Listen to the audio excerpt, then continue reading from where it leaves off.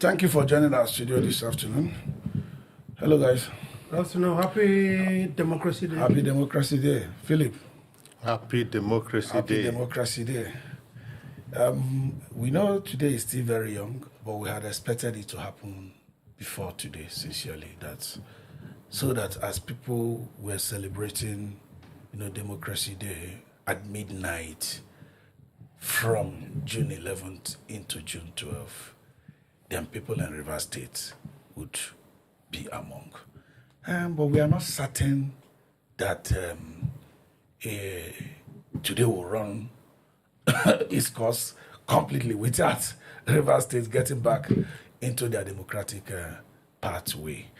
But essentially, it's disappointing that we are still hearing on the background things like insincere reconciliation, things like there could be impeachment if Fubara is not coming out sincerely for reconciliation. All these, are they political noise, or is there any halfway reconciliation? Fubara has made it clear. He publicly made a statement that actually rattled everybody. When he said that the president acted proactively to save Rivers from deep crisis. I don't know what else he could be doing. Is he a different person in the public and a different person in their reconciliation negotiation meeting? Philip, let me start from you. Well, we cannot say precisely. Sincerely, we actually expected that today we mark a new dawn in River State. Remember the last time the IPAC chairman for River was here, he was so hopeful that either May 29 or June 12, they will sing a new song. And every one of us had expected that President Ahmed Bola Tinubu, in his broadcast today, or in his outing at the Eagle Square, or maybe in his outing in the National Assembly, he will make a statement. But like you said, all hope is not lost yet. We are still in June 12th, and though we've crossed midday, we are moving towards the other side. We are still in June 12th. But the surprising thing here is that the former president of the Ijaw Youth Congress has come out to say that if Fubara continues with the way he's going with the reconciliation, he's not sure of his survivor into the end of his tenure, that if the reconciliation ends the way it's going and he's restored to office the way it is, he will be impeached. He said that there's no sincerity on the side of Fubara, and there's no genuinity, because since the reconciliation started, Fubara has only met with his former predecessor and his strange political godfather, just working once. And even the Speaker of the House of Assembly and other aggrieved member, there's nowhere to show that he had met with them. Could this be, the voice of Jacob and the hand of Esau speaking on the other side? Is it that the people who are involved with the reconciliation that want to speak it through the ex-Ijaw National Congress and former commissioner of youth in Bayelsa, or is generally speaking from his understanding? And if he's speaking from his understanding, how did he come to know that Fubara is not being sincere in the reconciliation? Is it in Fubara's mind, or is part of the meeting? We are yet to find that. All right. Sometimes when you see something that appears to be a careless statement, it often becomes a forerunner by the time the real thing happens. The person of Udeng's, Eradiri, the former president of Ijaw Youth Council, said that impeachment could be awaiting Fubara, even though he comes back, and the route to coming back didn't have a kind of sincere reconciliation. What does it mean by sincere reconciliation? Nobody can twist Asiwaju's hand as it is. So, Asiwaju would not even reinstall him if there is no reconciliation. So what does it mean by sincere reconciliation? What is it that they want of Fubara? At this moment, we don't know.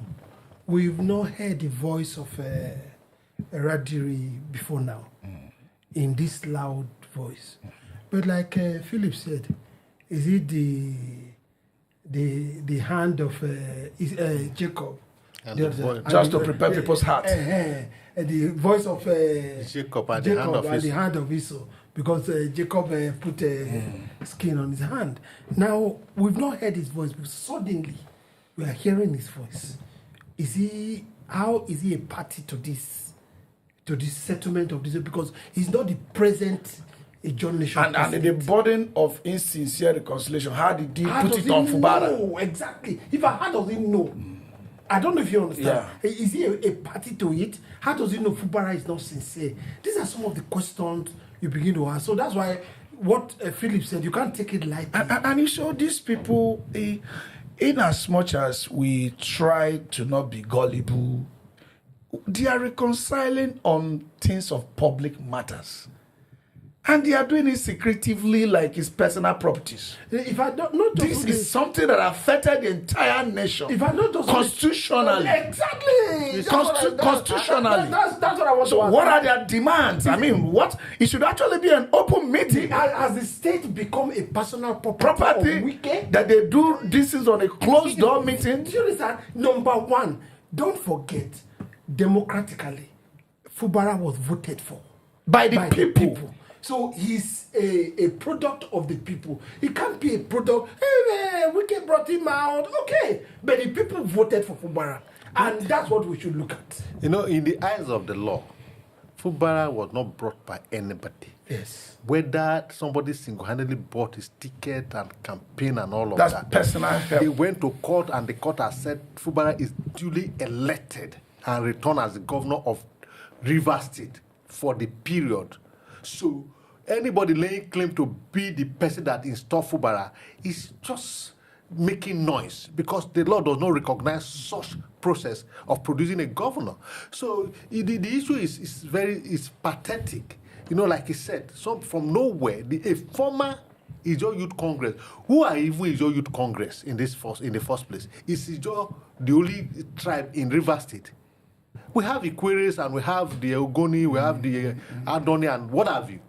Those don't they have a say? And to think that this man that is speaking is from Bayelsa, what is his locus to speak? It's like a tribal card. Exactly. So the thing is that, yes, you know, like he said, where do we measure and get the yardstick of his sincerity from? How do we get to it? And now, to the best that I know, impeachment, you know, that is flaunted in the Constitution, I think Section 188 thereabout, is kind of spelled out how to remove a governor. It should be gross misconduct.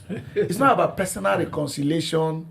So impeachment doesn't have to come simply because I politically didn't reconcile with you. And today we are celebrating Democracy Day. Are we interested in democracy? Are Nigerians interested in democracy? I think liberals or Shoma better put it that we got democracy from the West.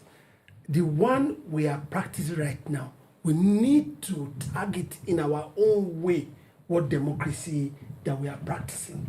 Now, in having this Democracy Day, we just saw a list of people that were honored. Giving national honor. Falana. Is that what we want? Well, you see, what surprises me is that if we're honoring people on Democracy Day, what will we do on Independence Day? Are we going to have to honor in 1 year? Maybe the people that to be honored are too much. And if you are saying that you are celebrating Democracy Day this day, especially this June 12th, don't forget how we came about this June 12th as a Democracy Day. Exactly. The man, MKO Abiola, under the platform of SDP in 1993, stood for an election that is judged to be the fairest, the freer, and fair election in this country. Now, let me take you on that. Yes. Let me take you on that. People said that what Asiwaju did in, declaring the state of emergency in Rivers looked and appeared to be unconstitutional. That's even why they are in court. This Eradiri is saying that if Fubara is sincere, the starting point of his sincerity is to urge the PDP governors that went to court to withdraw their case. I was going to go to that. So two, now Abiola was shown many cards to abandon his mandate. Exactly. He said no. He stood for that. But here we are. We see Fubara coming back to tell us that we should go and thank Mr. President. I have to book my appointment so that maybe they'll allow me to Aso Rock, or I'll write open letter to thank him for being proactive in Rivers State. Personality difference here. How do we match Fubara's position today with that of Abiola? You see, it is immatchable. There's no. You see, that's why they said, an unbeliever cannot be yoked with believers. That's what the scripture said. Don't be yoked with unbelievers. You see, that is the strange aspect of the democracy we have today in this country. If you go back to history, memory lane, those who fought for the independence of this country, the likes of Dr. Nadia Azikiwe of blessed memory, Nahoro, Bafumi Awolowo, Abubakar Balewa, and the rest of them. These are men of men of honor. These are men who believe in ideology. What they believe on there that look, African can rule themselves. And we're capable of, running our own affair. But what we have today is different. People, I think the kind of democracy we're having, like he said, that my good friend Liberals is saying that we should give it a different name, because it had no resemblance of democracy at all.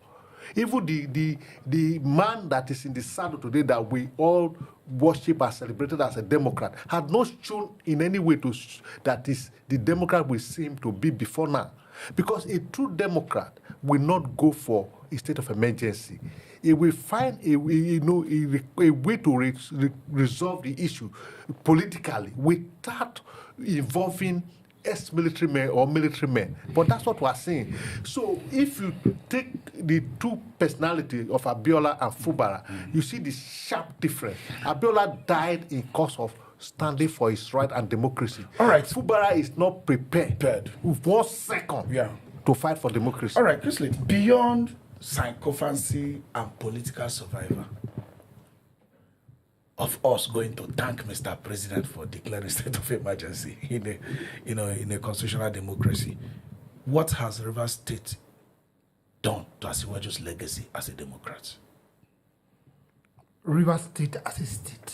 Rivers State, the declaration of state of emergency in Rivers State. Yes, what he has done to them. Asiwaju's legacy, that today, June 12th, we're celebrating Democracy Day, and we'll have a fraction of us being ruled by a sole administration. You saw him when he was in National Assembly. A lot of people tried to say... in fact, you took it out of my mouth. A lot of people tried to say, oh, it's not military rule. It's a sole administration. But you saw him, when he came to National Assembly, you saw military men in his front. You saw military men behind. Is there any governor in Nigeria that military men flank like that? Not police. No, military men. In fact, that's what I wanted to say. You see, what Tinubu is doing, I really wish he knows what he's doing. You see, people live for a time. I think before now he was a well-revered Democrat in this country. But as a result of most of the things he's doing right now, people don't see him that way anymore. Now, not only in Rivers State, in the whole of the country.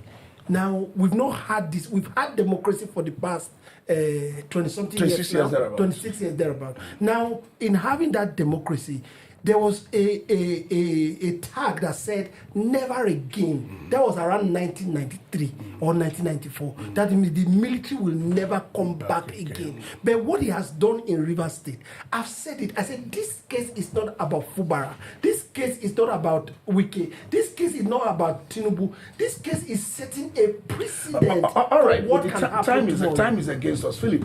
Let's look at these things this way. Udeng's Eradiri has made it clear that if Fubara is to be sincere with the reconciliation process, that there would have been a record that he has approached these governors, 11 governors that went to court, to first of all withdraw the case. When the case was sent to the Supreme Court, before we saw the details, we had thought it was, clearly for interpretation of the Constitution, which he said, okay, beyond Fubara, let us even know the powers that the president, has in removing a governor. Because The thing is that what people were asking, there's nothing that has not happened. A governor had been suspended before based on declaration of state of emergency. And state of emergency has also been declared by Goodluck Jonathan without suspending the governor. So we saw both ways before. And people were saying, no, now is the time to get this interpretation. Until we saw the National Assembly was included in the suit, and which now created complication. But do you think that Fubara, having said that we should go and thank Mr. President, that there's nothing too much in also approaching these governors? Ogbeni, go and bring out this case so that we can have progress, we can make progress. You know, like I said in the opening, that what we are seeing is the voice of Jacob and the hand of Esau. Who is this? You see, what you will see in the near future. In fact, when you're talking about the governors, the PDP governor that went to court, 11 governor, we no longer have. We no longer have PDP. So it will not be surprised tomorrow if we wake up tomorrow and hear that the case has been withdrawn from. In fact, what is holding the case before from the city, from being taken up, because this is a matter of urgency, require urgent importance that the Supreme Court would have taken as and expedited action. But now it's like the matter is not even in existence. So you see, maybe, like I said, Udens is saying this, that look, if you want to go back to your office, it's not only to say to go and thank Mr. President, go and tell your fellow PDP governor to withdraw that case from the matter. And that is the beginning of you coming back to office. So I won't be surprised tomorrow if the matter is being withdrawn. And after all, like I said, we don't even have 11 governors anymore. So the party are no longer complete. So that case, as it was, even is dead on arrival, because how are you going to go about the case? The governors who, for instance, Delta and Akwa Ibom, they are no longer interested in the matter. They are APC governors, so they cannot be party. So the process, you are going to amend the process and refine and all of that. Who is going to do that? But I've always said something. Yeah. You see, it's not about the 11 PDP governors as it were. It's about all governors that should have come on board and said, we need an you know, we had, if you remember, we had NPP national chairman here, yes. Dr. Ajuji Ahmed. Exactly. He said that they never involved them. Yes. That's what he told us. He was here. I know there used to be a forum for Governors Forum. Governors Forum. I don't know if it still exists. That's the forum that would have gone to court to get an interpretation. If the president can call a state of emergency, right, on a state in that manner, and remove governor, and remove the governor, not for security reason, or even for any reason, and they should know. Now, if you say you have a state of emergency, according to what it is, the state spends its resources. Sorry, the federal spends its resources to finance the state of emergency. Because it's a federal operation. Is it being legislated upon by the federal legislators too. But it's all right, we don't have enough of that time. Just that we were, disappointed. We had hoped that on celebration of Democracy Day, we should have democracy just about everywhere in Nigeria. It's all right. Thank you guys for being around. Hopefully we'll have enough time to discuss this later in the day. This is Tunis Insight. I'll be right back.